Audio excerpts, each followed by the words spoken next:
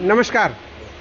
राष्ट्रीय स्वयंसेवक संघ की स्वामी विवेकानंद शाखा के द्वारा आयोजित गुरु पूर्णिमा के उपलक्ष्य में त्याग, तपस्या, धर्म, संस्कार, सेवा भाव, राष्ट्रनिष्ठा, राष्ट्र प्रेम का सबसे प्रबल प्रतीक गुरु स्वरूप हमारे भगवा ध्वज के पूजन के लिए हम सारे लोग यहाँ एकत्र हुए हैं।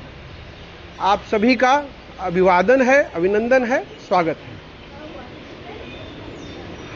आज के इस कार्यक्रम में मैं आप लोगों के समक्ष 4 या 5 अलग अलग तरीके के बौद्धिक विमर्श प्रस्तुत करूंगा। बौद्धिक विमर्शों का उद्देश्य होगा कि आप लोग ये जाने कि हम लोग क्या कर रहे हैं, क्यों कर रहे हैं और इसका हमारे जीवन में क्या लाभ है। कार्यक्रम के 4 पड़ाव होंगे अलग अलग। पहले पड़ाव में मैं आप लोगों को प्रस्तावना बताऊंगा। प्रस्तावना के अंतर्गत मैं संघ के बारे में, ध्वज के बारे में कुछ आपको जानकारी दूंगा। और कार्यक्रम का दूसरा, तीसरा, चौथा पड़ाव जो है अभी से 25 मिनट बाद दूसरे उसमें पड़ाव में होगा। 20 के 25 मिनट के दौरान बाकी की प्रक्रियाएं चलेंगी। आप लोगों को यह जानने में खुशी होगी कि हम लोग जो ये कार्यक्रम कर रहे हैं यह हमारे सनातन संस्कृति का सबसे सटीक और सबसे महत्वपूर्ण प्रक्रिया है। गुरु पूजन। गुरु के बिना जीवन की कल्पना करना अधूरे जीवन को जीने के समान है। आप लोगों को यह पता होना चाहिए कि आज आप जो गांव-गांव, शहर-शहर, देश-विदेश में जो भगवा क्रांति और हिंदुत्व का जो उत्थान चारों तरफ देख रहे हैं, यह कोई रातों रात परिवर्तन का कोई प्रतिफल नहीं है। यह प्रक्रिया किसी एक दिन किसी व्यक्ति ने आके बदल दिया, ऐसा नहीं है।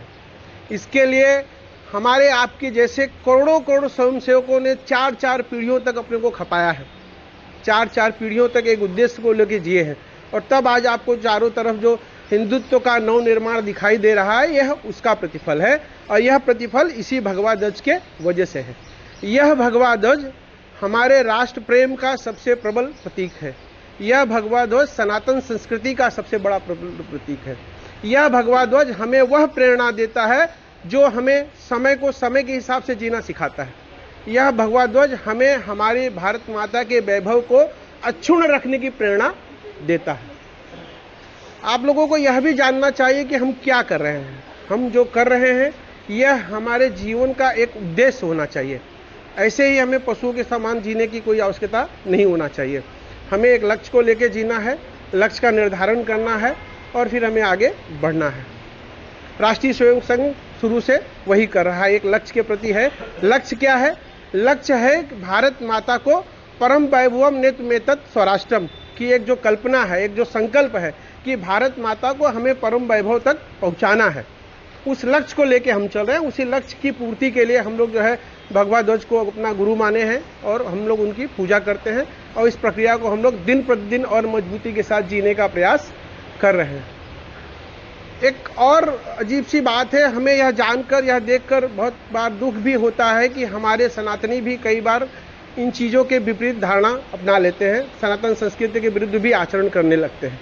लेकिन हमें यह जानने की जरूरत है कि आलोचक सदैव से रहे हैं। आलोचना करना एक स्वस्थ प्रक्रिया रही है। आलोचना करने से हमें विचलित नहीं होना है। करने वालों ने तो भगवान राम और सीता माता में भी आलोचनाएं ढूंढने का प्रयास किया था, लेकिन उससे उनकी पूज्यता में कभी कोई कमी नहीं आई। इसलिए हमें इस बात से तनिक भी आशंकित होने की जरूरत नहीं है कि राष्ट्रीय स्वयं संघ की परिपाटी पे, प्रक्रिया पे कभी किसी तरीके का कोई दाग या कोई इस तरीके की बातें आ सकती हैं। तो हमें अपनी प्रक्रिया में बिल्कुल जो है विस्तृत रूप से, विस्तार के साथ, पूरे दृढ़ता के साथ जुटे रहना है।